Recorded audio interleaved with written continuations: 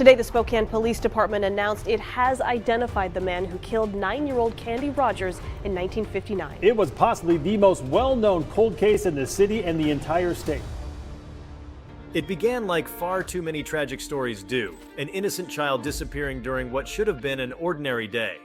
In 1959, Candy Rogers, a bright and lively 9-year-old girl from Spokane, Washington, set out to sell campfire mints in her neighborhood to raise money for her Bluebird troop, the junior branch of the Campfire Girls. She never returned. The day she vanished, an urgent search began that would engulf the city, mobilizing law enforcement, military personnel, and citizens alike. Yet despite the tireless efforts, Candy's whereabouts remained unknown for weeks. Her mint boxes were found abandoned. Her body was eventually discovered in a wooded area, a horrific confirmation of what many had feared. But her killer was never brought to justice, and the mystery haunted the community for over 6 decades. Before we start, smash the like and subscribe buttons for more updates. For years, theories swirled. Countless leads were chased down. At one point, suspicion fell on a trio of Air Force airmen, and tragically, during the search, a military helicopter crashed, killing 3 men. That devastating accident underscored the seriousness and breadth of the investigation. The case became a local legend, an open wound in Spokane's collective memory. The image of a smiling Candy Rogers, with her innocent ambition to do good for her troop, became a symbol of lost innocence and a reminder of the dangers lurking beneath the surface of suburban calm. As decades passed, the leads dried up. Evidence was boxed away. Witnesses passed on. The case, while never forgotten, faded from public attention as new crimes and tragedies took its place in headlines. But for the families of Candy Rogers and her community, justice remained elusive. Then, in a sudden surge of progress driven by the evolution of forensic science, everything changed. Advances in DNA technology offered a lifeline to cases once considered unsolvable. Cold case detectives reopened Candy's file, hoping modern tools might succeed where traditional methods had failed. Over the years, Spokane's investigators had never let go of Candy's case completely, but with the power of genetic genealogy, a technique that compares crime scene DNA with genetic profiles uploaded to public ancestry databases, the possibility of discovering her killer became real. The forensic breakthrough came when a degraded semen sample found on Candy's clothing was subjected to advanced DNA testing. The profile was uploaded to a genealogy database, and after extensive research, it led investigators to a man named John Ray Hoff. This name had never before been seriously considered. Hoff had served in the U.S. Army and, at the time of Candy's disappearance, was stationed at Fairchild Air Force Base near Spokane. His background did not stand out at the time. He was just one of many servicemen in the region. But what investigators discovered next shocked even the most seasoned detectives. Hoff had died by suicide in 1970. He had never faced questioning about Candy Rogers. His criminal record was minimal, but his history included a deeply troubling incident. A teenage girl he had previously assaulted in a separate case, which had resulted in a brief prison sentence. It wasn't until 2021, more than 60 years after Candy's murder, that authorities were able to conclusively identify him as the perpetrator through DNA evidence obtained from one of his biological relatives. In a final act of certainty, Hoff's body was exhumed. DNA extracted from his remains was a match. This resolution shocked the Spokane community and beyond. For so long, Candy's case had symbolized the painful reality of justice denied. That the answer had been sitting so close, within reach, yet undiscovered for decades, was both a relief and a bitter reminder of the limitations of past investigative methods. The fact that Hoff had died over 50 years ago meant there would be no trial, no confession, no confrontation, and no closure in the traditional sense. Yet the case being solved at last offered a form of emotional resolution, if not judicial one. The implications of this breakthrough echo far beyond Spokane. It highlights the transformative power of genetic genealogy in criminal investigations. Cold cases that had gone unsolved for decades are now being reopened and cracked thanks to this method. What was once an almost science fiction-like concept, solving crimes through family trees and DNA, is now an increasingly essential part of modern forensic work. The identification of Hoff as Candy's murderer was not the result of a lucky tip or a deathbed confession. It was the product of technological evolution and determined detective work. For law enforcement agencies, this case is a template of what is now possible. It demonstrates that no matter how much time has passed, a solution can still be found. It gives hope to the families of other unsolved victims, showing that buried answers can still be unearthed. The case of Candy Rogers is a testament to persistence, both in human effort and in technological innovation. It's a chilling reminder of how long a murderer can go undetected and how deceptive appearances can be. Hoff lived a seemingly average life, his monstrous act hidden from the world, never suspected, never caught. The mask of normalcy hid a terrible crime, and that fact sends a shiver through the assumptions we make about safety and justice. At the same time, the resolution raises pressing ethical and societal questions. The use of genetic genealogy, while powerful, stirs debates around privacy and consent. Relatives of suspects who voluntarily upload their DNA to public databases may unknowingly implicate family members. In the case of Hoff, a distant relative's genetic data helped point authorities in his direction. As this investigative method becomes more common, the balance between privacy rights and public safety will continue to be tested. There is a growing need for frameworks that govern how such data is used, who can access it, and what legal boundaries must be observed. The Candy Rogers case also serves as a sobering reflection on the justice system's past limitations. Despite the presence of critical evidence in 1959, the tools needed to interpret it simply didn't exist. The investigation, by all accounts, was exhaustive. Hundreds of people were interviewed, countless hours were spent combing through leads, and thousands of man-hours went into the search. And still, the right man was never brought into focus.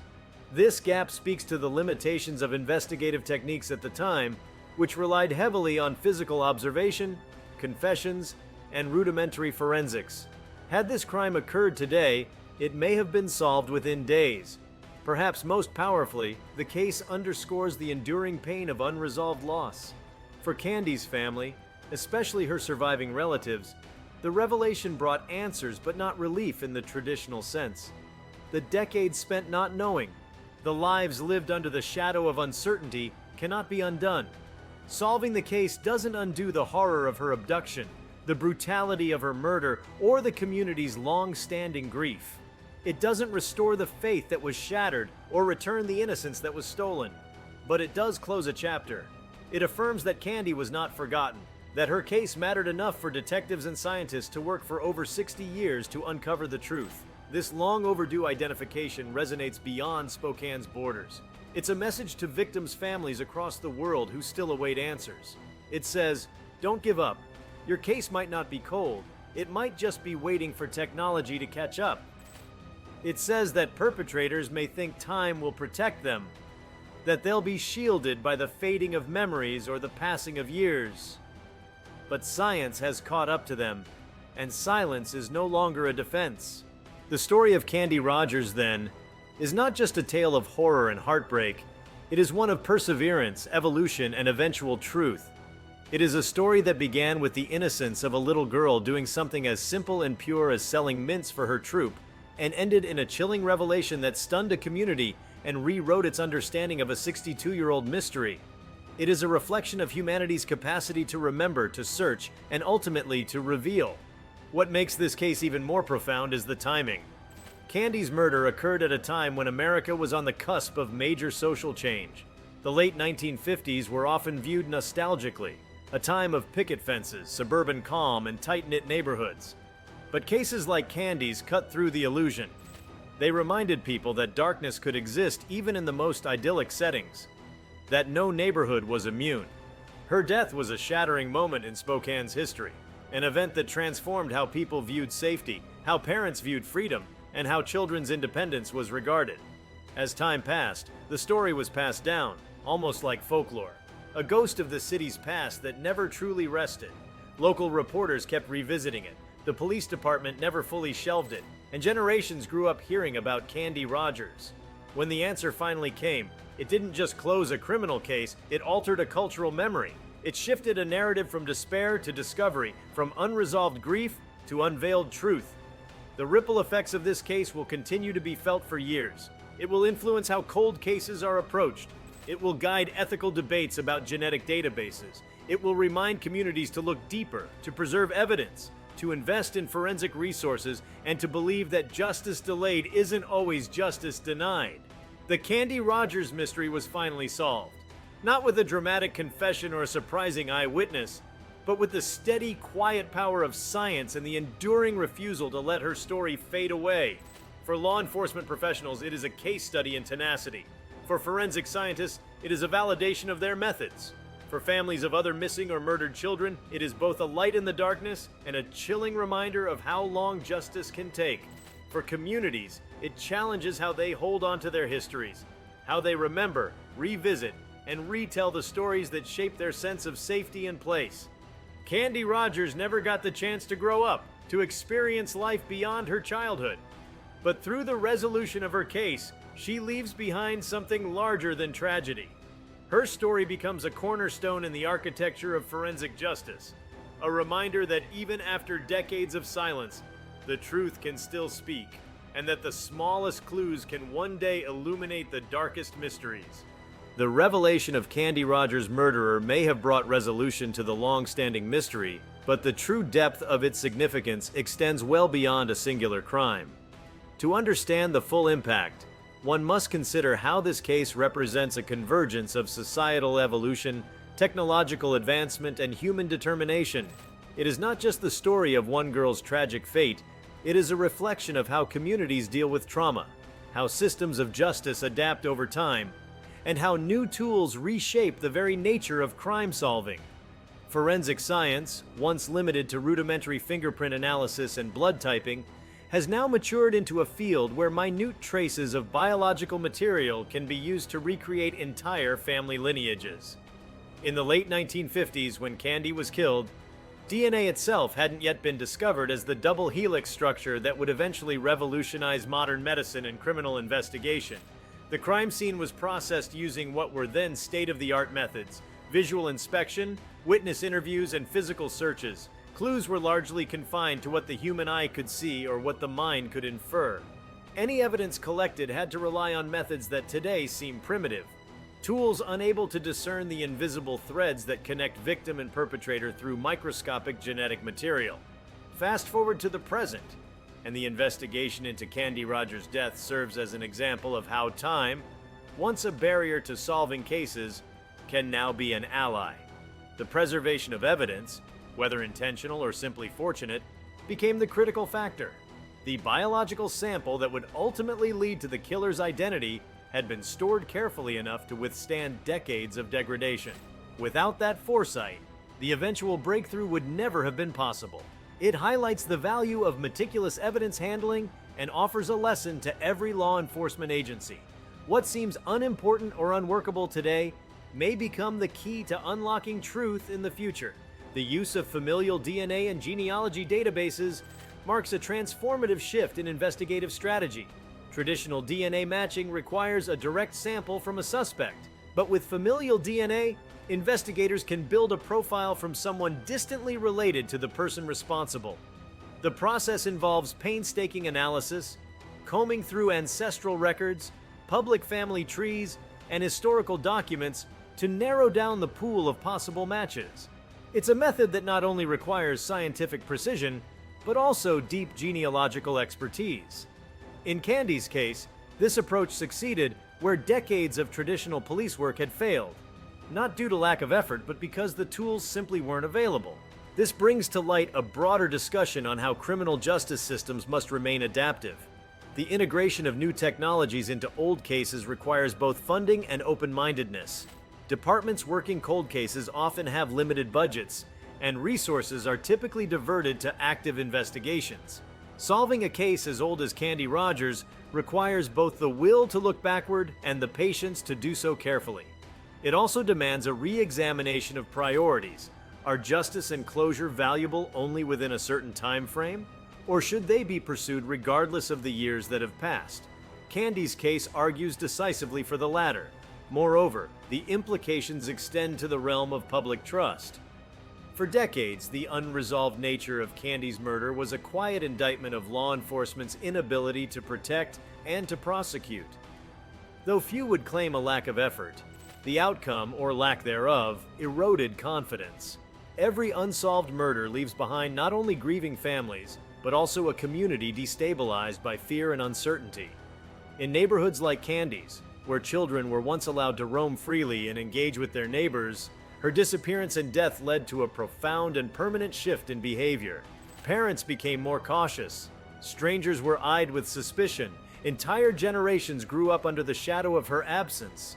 Now that the case has been solved, even retroactively, there is a kind of restoration, not of life or time, but of the belief that truth can still be found. The community, which once felt the sting of helplessness, now has proof that justice can be patient and methodical, and that cold cases are not simply lost causes.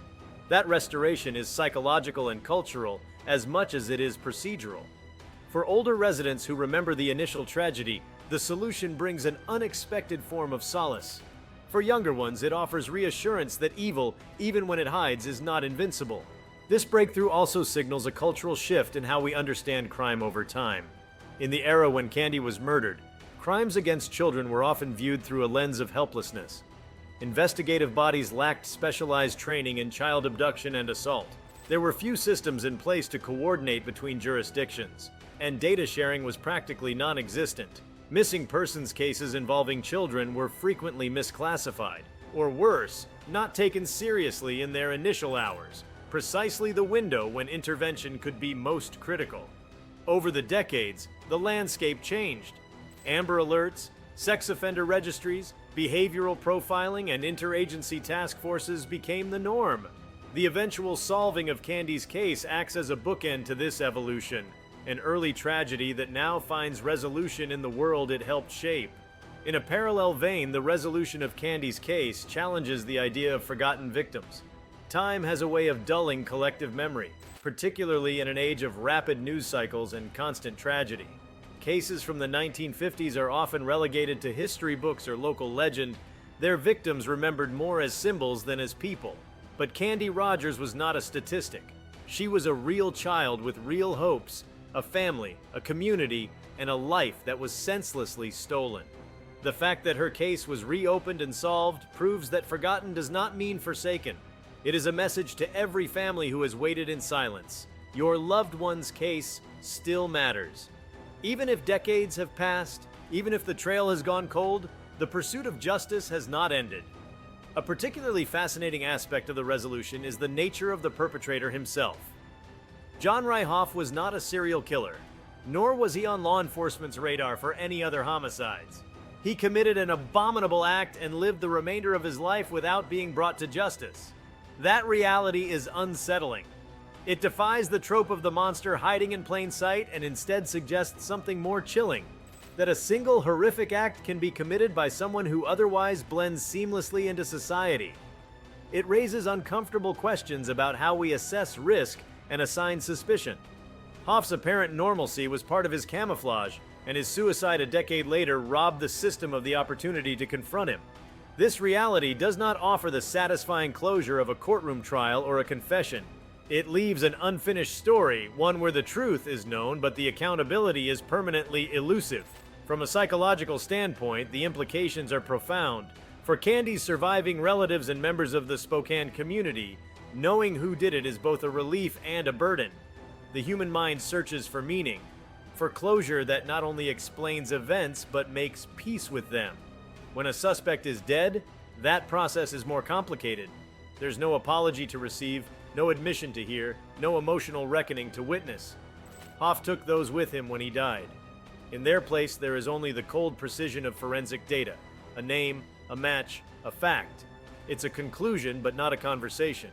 Even so, the ability to attach a name to the crime is transformative.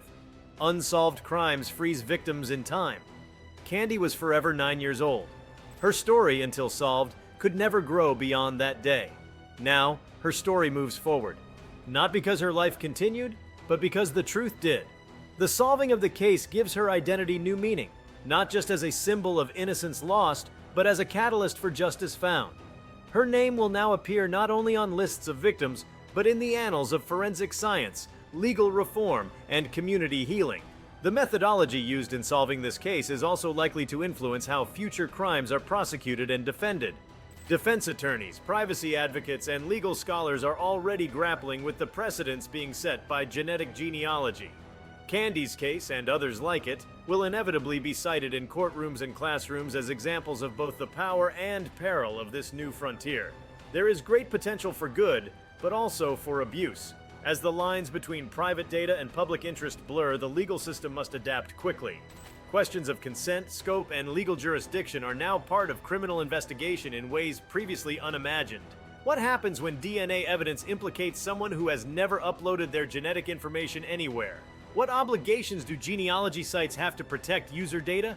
Can someone be investigated even loosely based on a relative's DNA submission? These are no longer hypothetical debates. They are real pressing concerns with real-world consequences. The Candy Rogers case adds fuel to these discussions, underscoring both the necessity and complexity of using new tools to achieve old goals. Meanwhile, the emotional dimension of the case continues to unfold. For many in Spokane, this wasn't just a murder. It was the moment everything changed. The image of Candy selling mints, a cheerful child doing a simple good deed, was seared into the collective consciousness. Her loss became a defining trauma for an entire city. Now the solving of her case becomes a defining triumph, albeit one tempered by the passage of time. It will likely lead to renewed interest in other local cold cases, inspire reevaluations of old evidence, and motivate funding toward forensic programs. The ripple effects will spread through police departments, laboratories, educational institutions, and media outlets, each touched by the story of one little girl who refused to be forgotten. One might also consider the broader philosophical themes.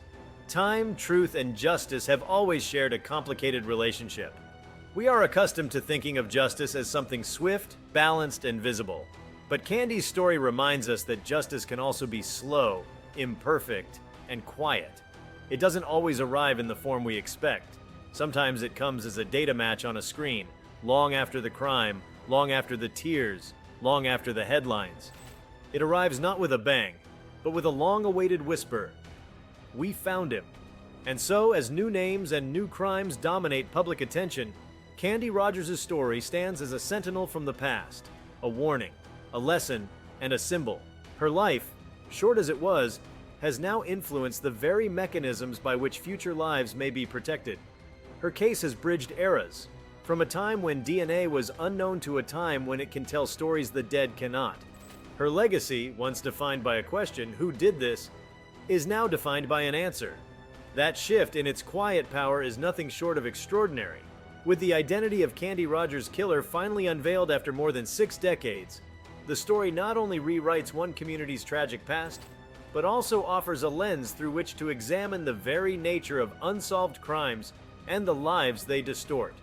While the science and method behind the case's resolution have garnered much attention, the societal, emotional, and philosophical dimensions deserve equal scrutiny. What happens to a community when it carries the burden of an unsolved child murder for over 60 years? How does that mystery embed itself into a local identity, a family's grief, and a city's sense of safety? The Candy Rogers case became more than a tragedy. It became lore. In Spokane, Washington, her name carried weight far beyond its tragic origin. Her story was repeated through generations, told in cautionary tales, school discussions, and local newspapers. Children who grew up in the decades after her disappearance were raised in a different world, a more cautious, more tightly watched world. That change was not abstract. Parents changed how they allowed their children to interact with neighbors, go to school, or play in the streets. Community trust was redefined. Candy's disappearance served as a line of demarcation between an era of assumed safety and one of protective vigilance. But what does it mean for a community to finally close the book on such a foundational tragedy? The psychological impact of unresolved trauma can be profound, even collective. In psychological terms, the concept of ambiguous loss, grief without closure, can apply not only to families but to whole communities. Spokane's residents experienced that loss for over half a century. Every year that passed without resolution compounded the uncertainty. The killer was still out there. Could he have struck again? Was he living among them? Was he a respected figure, a recluse, or a transient? The unknowable nature of the crime meant that residents were constantly walking among questions with no answers. Now, those questions have been replaced by facts, but the facts themselves present new complexities. John Ray Hoff, the man ultimately identified through DNA evidence, was not an outsider or someone with a string of public offenses.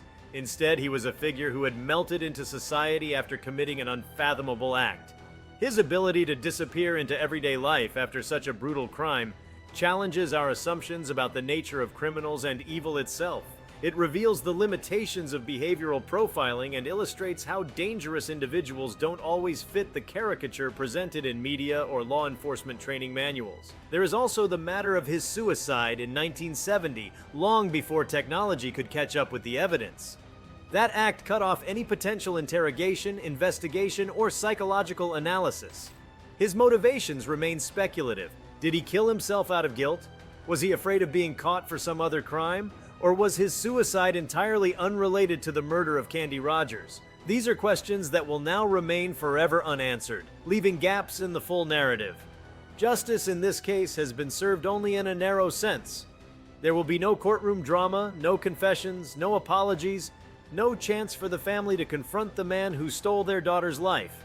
Instead, the resolution comes with a kind of stillness, truth without testimony. This unsettling conclusion forces us to reckon with a broader truth. Not all forms of justice come with emotional satisfaction. There's a cultural expectation that when a case is solved, healing follows. But in reality, the emotional experience of justice is often incomplete. For the family, knowing who committed the crime answers the question of who, but it does nothing to answer why. That lingering uncertainty can fester. Human beings are wired to seek meaning in events, especially those marked by violence or loss. In the absence of a narrative that includes motive, remorse, and redemption, the emotional void remains. It may become smaller, but it never entirely disappears. That emotional complexity is compounded by the passage of time. Candy's immediate family members had to live most of their lives with unanswered grief. Some of them passed away without knowing the truth. For those who survived to see the case solved, the resolution is bittersweet. Their memories of Candy are frozen in time. They had to build new lives around that loss. The truth, when it finally arrived, didn't return what was taken. It simply confirmed what they had feared all along. And yet, even with that confirmation, it offered a sliver of peace. Candy mattered. Her life was not just a mystery filed away. It was a cause that continued to draw effort, innovation, and care. That in itself carries weight. Beyond the family, the impact of Candy's case radiates outward to touch other long unsolved cases. In the wake of this breakthrough, law enforcement agencies across the country may revisit their cold case files. Cases once believed dormant may suddenly seem solvable. Candy's case, solved through perseverance and evolving technology, provides a blueprint. It shows that with enough commitment, even the most long-standing mysteries can be cracked. But it also poses a challenge. For every case like hers that is solved, hundreds remain untouched, their evidence deteriorating, their victims fading from memory. The question is whether departments have the resources, the personnel, and the political will to commit to these deeply time-intensive investigations. Resource allocation is a critical piece of this puzzle. Solving Candy's case required not just new technology, but the time and focus of experienced cold case detectives, genealogists, and forensic specialists. These kinds of cases are expensive. They take months or years of work with no guarantee of success. In many jurisdictions, such efforts are seen as luxuries, something to pursue only after more immediate, pressing crimes are addressed. But Candy's case makes a compelling argument for prioritizing historical justice, not just for symbolic or emotional reasons, but because solving cold cases can bring long-term benefits to public safety. They can uncover patterns, identify serial offenders, and sometimes exonerate the innocent. This concept ties into the larger notion of historical justice, a term often used in the context of war crimes, civil rights abuses, or governmental misconduct. But the principle applies equally to unresolved murders. It is the idea that justice delayed is not necessarily justice denied, and that there is inherent value in correcting the record even decades later. Historical justice is about truth-telling and public accountability. In Candy's case, that truth-telling has taken place not just within the family or law enforcement, but across a community. Her name, long whispered with sadness, can now be spoken with resolution. There is also a critical lesson in how evidence is managed. The successful resolution of the Candy Rogers case depended on the preservation of a biological sample collected in the 1950s. That single decision, to preserve rather than discard, made all the difference. In an era where law enforcement agencies often face backlogs, space constraints, and budgetary limits, the temptation to destroy old evidence is high. But this case proves that evidence from half a century ago can still yield answers. It argues for the development of national standards on evidence preservation, particularly in crimes involving minors, violent offenses, or unknown assailants. At the same time, the case forces society to re-examine the role of public involvement in crime solving. In the modern age of crowdsourced investigations, amateur sleuths, and internet forums, cases are increasingly being dissected in public spaces. Candy's case saw renewed public interest with every anniversary and media piece. While it was ultimately solved through professional forensics, public pressure and community remembrance helped keep it alive. This interplay between institutional persistence and public memory is increasingly crucial. When cases are forgotten, they are less likely to be solved. When they remain in the public eye, they are more likely to attract the resources and attention needed to reach a conclusion. Additionally, the resolution of this case draws attention to the ever-growing intersection between data, identity, and criminal justice. In a world where digital footprints and genetic material are constantly collected, the boundaries between personal privacy and public security are becoming increasingly blurred. The database used to help identify Hoff relied on users voluntarily uploading their genetic information for recreational genealogy purposes. While many support the use of this data to solve heinous crimes, others express concern about where the line is drawn. Could this technology one day be used for lesser crimes? Could people be monitored or misidentified based on a distant relative's submission? Candy's case adds urgency to these questions. It shows the power of the tool, but also highlights the need for transparent guidelines and ethical safeguards. If you liked this video, please give it a like and subscribe to our channel. Also, leave your comments below and tell us, what are your thoughts on the Candy Rogers case finally being solved? We want to hear from you. Thank you for watching and see you next time.